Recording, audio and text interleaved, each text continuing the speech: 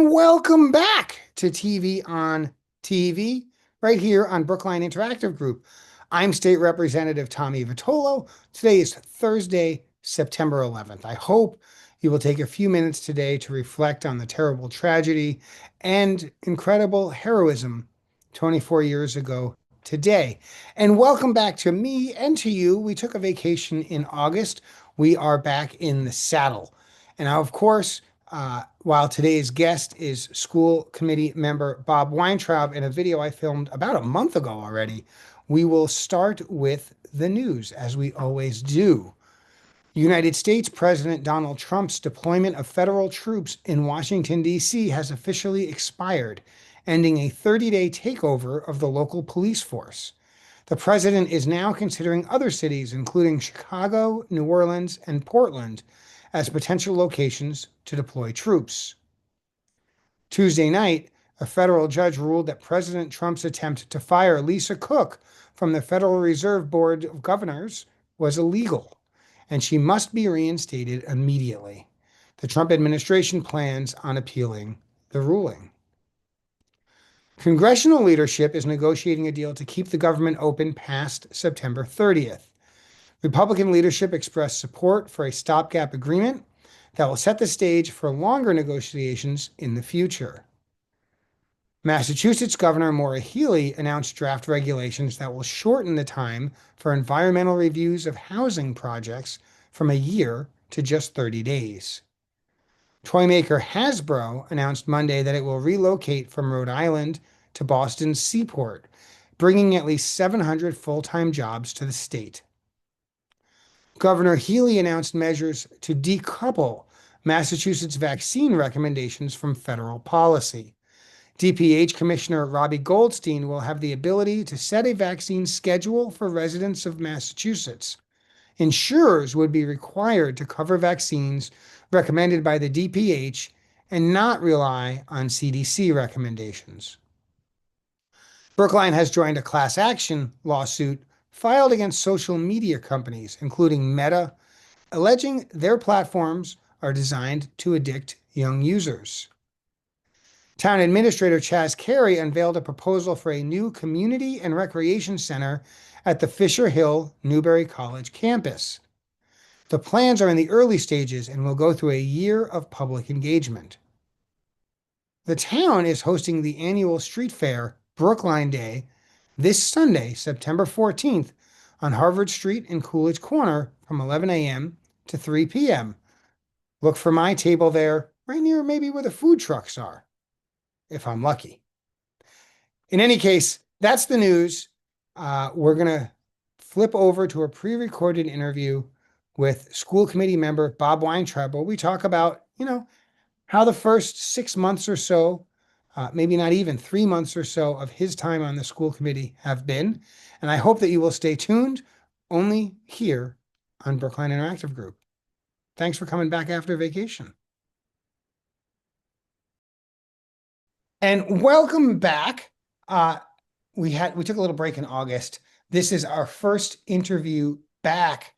But pro tip, we always interview ahead of time, which means the interview was actually recorded in August.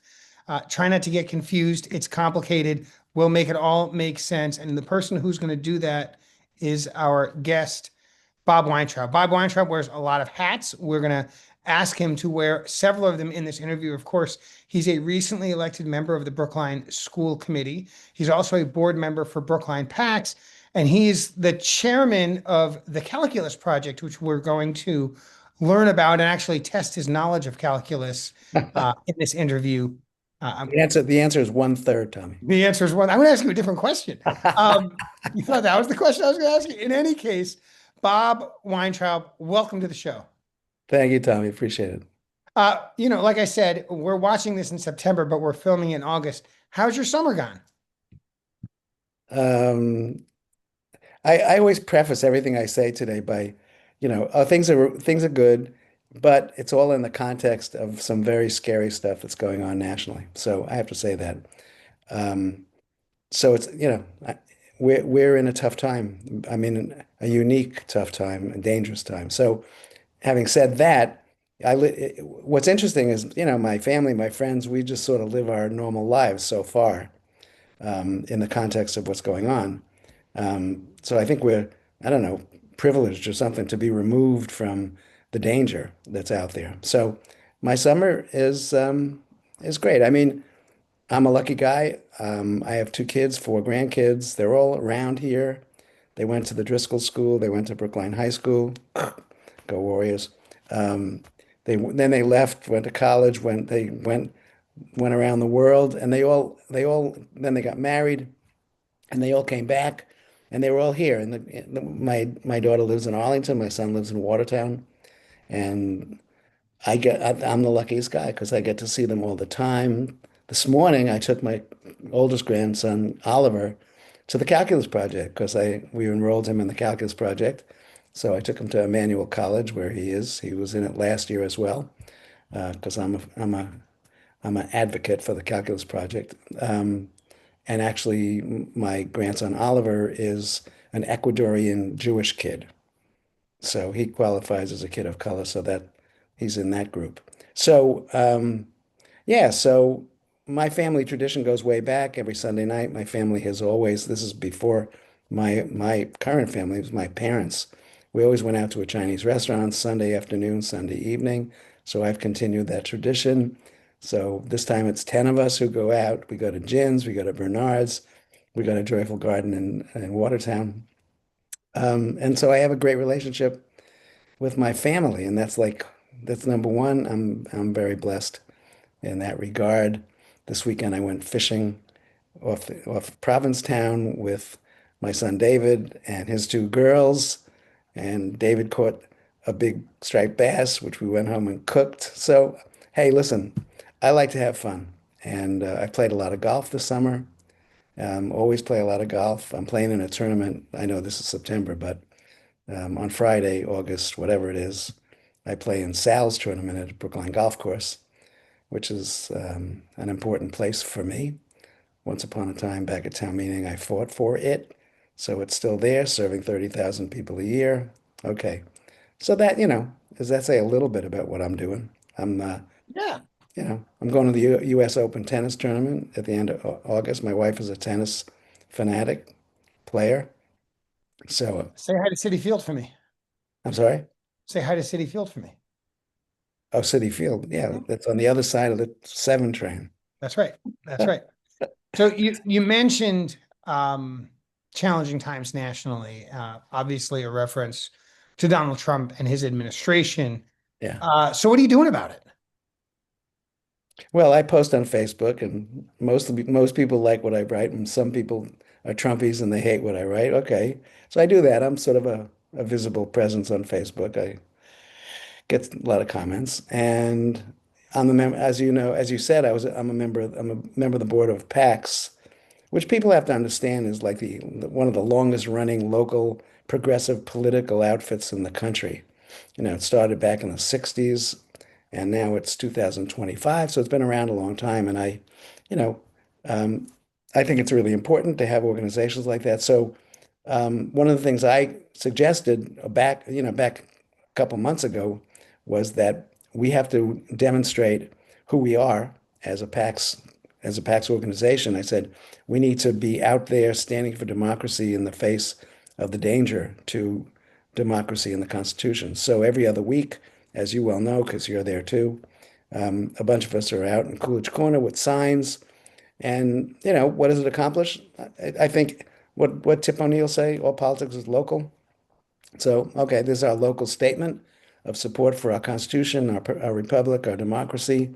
And it's summertime now, so not that many people are showing up out there, but we've had big crowds.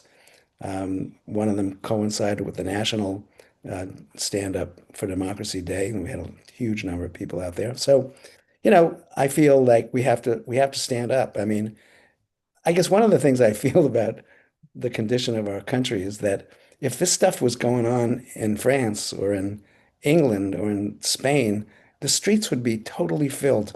There would be strikes all over the place, national strikes, protesting the denigration of our government and of our democracy. So In our little way, PAX stands up for democracy. I think at some point the country will begin to respond in a bigger way. I really believe that.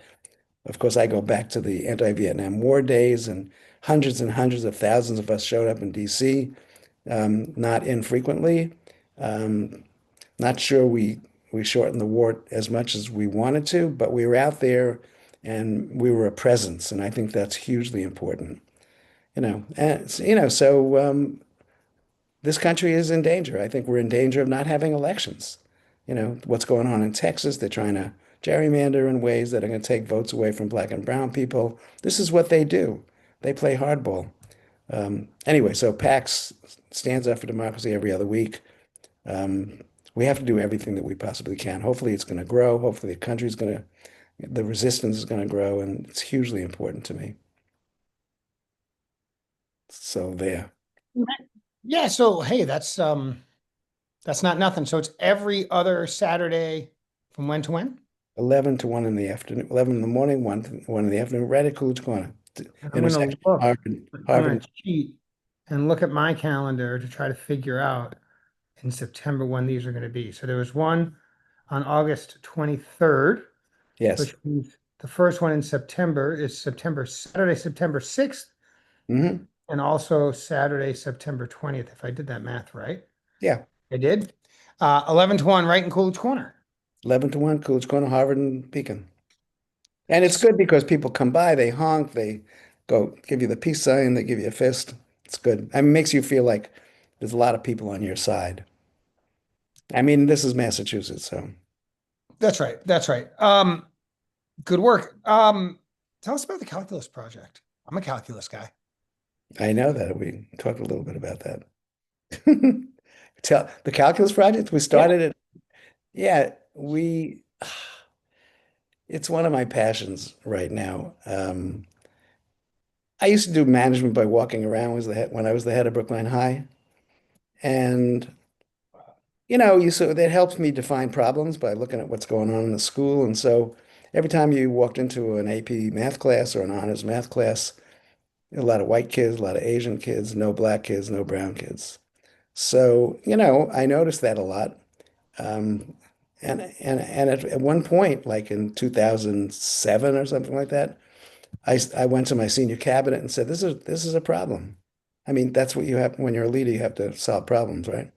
So I said, this is a huge problem. And we kind of know about it um, because we see it. And, we see the demographic makeup of different levels in the high school. And there's no black and brown kids in high level math classes. And that carries over because if you're not there in those high powered classes, you're probably not in other high powered classes. So Adrian Mims was one of the deans of student at the high school at that time. He was also a math teacher. And he was also getting his PhD at BC, and his dissertation was on a problem that he discovered that a lot of black and brown kids who started in honors geometry dropped down to a standard level, not only in Brookline but everywhere, for whatever reason. So then he wanted to find out what the reasons were. Part of the reason was that the expectations for the black and brown kids were too low by the teachers. Again, not only in Brookline, but elsewhere. So we had long conversations about what to do. And Adrian, being the smart person that he is, he came up with this idea that evolved into the calculus project, which is what we need to do for the black and brown kids who weren't as successful as we wanted them to be. We just have to give them support that they were not getting, that a lot of white and Asian kids get from their families and from the community. And so we developed a very comprehensive approach that began in the summer after kids were in the seventh grade in Brookline. And what we did in the summer before eighth grade, was we taught the kids algebra, which they were going to take in the fall. So we gave them a head start. So all the kids, we had 21 kids in the first cohort from all throughout Brookline. We taught them algebra in the summer. And then during the school year, while they were in eighth grade at the elementary schools, they came up 3 times a week to the high school after school and got tutoring and support by math teachers. at the high school. And every month there was a celebration of the work that we were doing. And we also we developed a pride curriculum, which basically was we brought engineers and mathematicians and scientists of color into the school to meet with the kids so that the kids could see that black and brown adults were successful in STEM careers, basically. And the kids reported how important that was to see folks who looked like them be very, very successful in the STEM careers. So that was an important part of the program. And then we had celebrations. We brought the parents in. Parents were key members of the calculus project. They needed to be informed, do whatever they could to help at home. And so there it was. We started in at the end of seventh grade for those kids and then went all the way through senior year of high school. And each summer they would take the math course that they were going to take the next year in school. And at the end of seventh grade, they took geometry honors. And then at the end of eighth grade, they took geometry. What did I say? They took no, wait. They took algebra in the eighth grade. Then they took geometry in the ninth grade. Then Right. algebra 2 and trig in the 10th grade, pre-calc in the 11th grade, and then calculus AP in the 12th grade. 17 of the 21 kids passed AP calculus. They graduated Brookline High in 2014. In 2018, we had a reunion of the first cohort. They all came back because they loved their teachers and they loved Adrian. Every one of the 24 kids had graduated college, Incredible. which it was absolutely astonishing. That data is incredible. It also confirms the research that says if high school kids complete calculus in high school, they will graduate college in 4 years at rates that exceed almost every other cohort group. Okay, I so love I love the sort of give them the taste before they take it September to May. yeah, What maybe people know and have forgotten or never realized about math is because it builds every day. right, If you're fluent in the language, if you're on top of things, then 100%, your 50 minutes in class are spent right, processing the ideas, and that's you're sort of learning on the fly. But if right, you're not on point, if you're using brain cycles to decipher the symbols and to figure out how to copy them on your paper correctly, then you're not using those cycles to learn. correct, And yes. you get farther and farther and farther behind, and it's so hard to catch up. It's so hard to catch up. Yeah. I have my own N=1. My grandson Oliver, who was in the calculus project. He was in junior high school in Arlington, and he wanted to be in the honors level math class there. His teacher said, maybe. So I said, maybe, no. Oliver, you're going to the calculus project at the end of seventh grade. And he was cool because he knew that that would help him. And he loved it. And he got A in honors math in the eighth grade. And Love it. now he's going off to high school and he's going to be in honors math, honors geometry at Arlington High School. And I dropped him off today. I said, it's Monday. You're looking forward to it? He had his pajamas on because this is Spirit Week. They do a great job. And so and so he said, I love it. He said, I love it. And I love it. I said, you love school? He said, I love the calculus project. I said, okay. So, I have, up close and personal experience with my grandson, who I watch him very closely because he's a brown child. And I watch carefully how teachers recommend stuff for him, et cetera, et cetera. So Calculus Project is really, really helpful, super helpful for him and hundreds of other kids. Newton has a huge Calculus Project program, Somerville, Milton, a whole bunch of schools around here. Plus it's national. Orlando, Florida, one of the largest school systems in the country has it, et cetera. So Adrian, after he left Brookline High, founded the National Calculus Project, and we've raised a huge amount of money from foundations. I guess we once raised money from the government. Let's see what happens with that right now. So that's the Calculus Project. So I'm fortunate. I love Adrian. He's like my son. I hired him to be a Metco aide back in 2001, I think, something like that. He had just come up from South Carolina with a degree in math from the University of South Carolina. So he was a kid magnet. Everybody loved him. In the Metco room, all the kids went down there. They loved him, and he was a great tutor. I said, "You want to teach math?" So he said, "Sure." So I hired him to be a math teacher part-time. Then he was very successful, hugely successful. So I got him to be full-time in math. And then he became an associate dean because he's just a very talented leader. And then he became a dean and founded the Calculus Project. And now he's on his own, and he's got his own LLC. So that's the Calculus Project. I So I want to pivot to school committee. We don't have a whole lot of time left, and oh you've no, on the school committee for a couple of months now. How's it going? oh yeah. I just retired from BU like a month ago, at the end of June. So now I got a new job. And as I said to you a long time ago, I said, I'm looking forward to getting another paycheck. And you told me that the school committee doesn't get paid. I said, I know that. I faked outrage at the fact that we don't get paid. Actually, it's a lot of work, by the way. It's a huge amount of work if you Yeah. care about it. Anyway, so um, I'm I'm loving it. I was fortunate to be the chair of the search for the interim superintendent. Now, some people said, Bob, we need a search committee. I said, we don't need a search committee. We don't need to spend 75,000 bucks and have a search committee come here and say, so what are your community values and what do you want in a leader? I said, we don't need that. We know what we want. We want someone with experience. We want someone who's a relationship person who can build relationships in the community, someone maybe who's got a sense of humor. We know a good leader when we see one, okay? We don't need to have a search committee explore our existential needs for a particular kind of leader in this town. So, okay, so Linus Guillory resigned, I think at the end of April. I was elected on May 6th. We began a search for an interim superintendent in the middle of May, and we found and we hired a superintendent in the middle of June. It took about 4 weeks. We had a we had 22 people on the search committee. We got 20 strong candidates. A lot of people in the community said, Bob, you're not going to get strong candidates. We got really strong candidates, and a bunch of them wanting this interim job, which was interesting.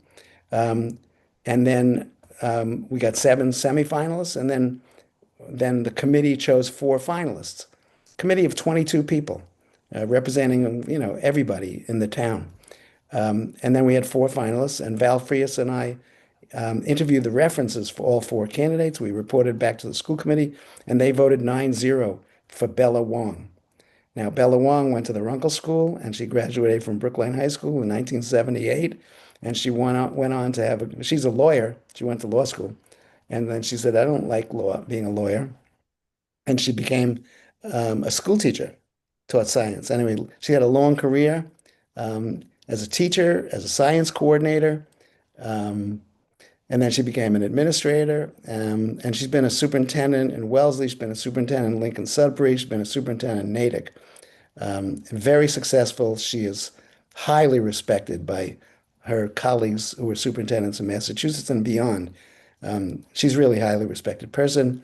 So when people tell me that Brookline is no longer attractive, Bella Wong has said it's very attractive because of the challenges that we have here. So I'm very excited about the fact that we did that search. We showed the community that we could engage the community and make a decision and get a contract in a month.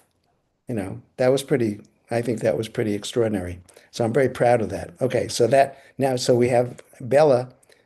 She's working hard already. I hope a lot of people meet her. She's amazing, incredibly smart, thoughtful. I think she went to Brookline High for 3 years and then went to Harvard.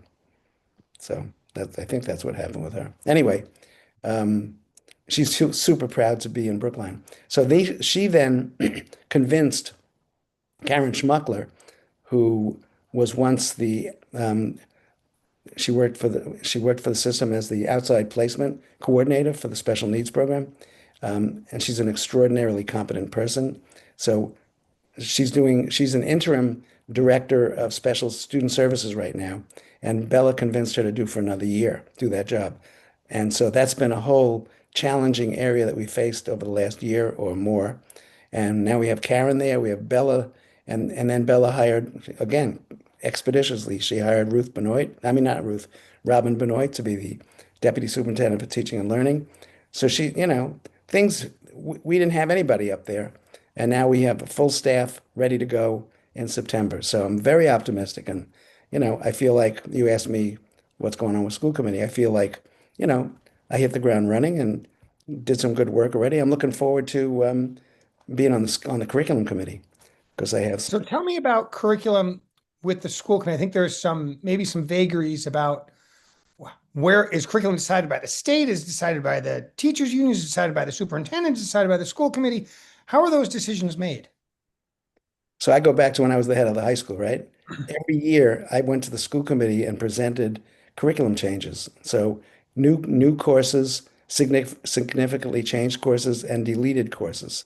So I had a long presentation every year at the school committee. So they had to approve what I was recommending and proposing. So I knew all along that they were in charge of curriculum. I mean, I was obviously, and all the principals, and we're also very actively involved in building curriculum. But school committee ultimately has control over curriculum. And that's always evident. I mean, it was evident a couple of months ago when the high school presented their deleveling, the ninth grade deleveling program, and the school committee rejected that 7-2. That's a controversial topic. That's very, very important to me. You want me to talk a little bit about that? Sure, you got about 2 minutes. Yeah, so to me, deleveling is a political decision and not an academic decision. I believe that I also believe that it's an insult to black and brown kids that you have to sort of lower the standards. Everybody's in the same room, whatever. You can't have honors, AP, whatever. I think that the calculus project is an antidote to deleveling, where you give black and brown kids and other low-income kids who haven't done well in the past, you give them extra support and you launch them into high-powered academics and you help them succeed and it works. Deleveling as a teacher, it's really hard to have an incredibly heterogeneous classroom. I was a teacher forever, and I know how hard it is to be able to reach the high-powered kids, the kids in the middle, kids who struggle in one classroom.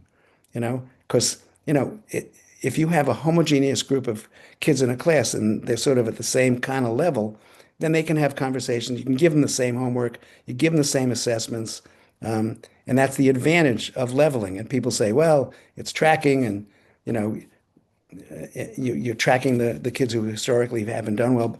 I reject that. So anyway, I'm hopefully, that's one of the things I care deeply about, because I think schools are about every kid. And that means we can't say that the high-powered kids are going to be just fine. No, they're not going to be just fine if we ignore them. And so high-powered kids are important, kids in the middle are important, kids who struggle are important, and I hope to have my voice on the curriculum committee contributing to that conversation, Tommy. Bob, it's always a pleasure when you come on the show. I'm going to keep having you back because we have such a good time. Unfortunately, we are out of time.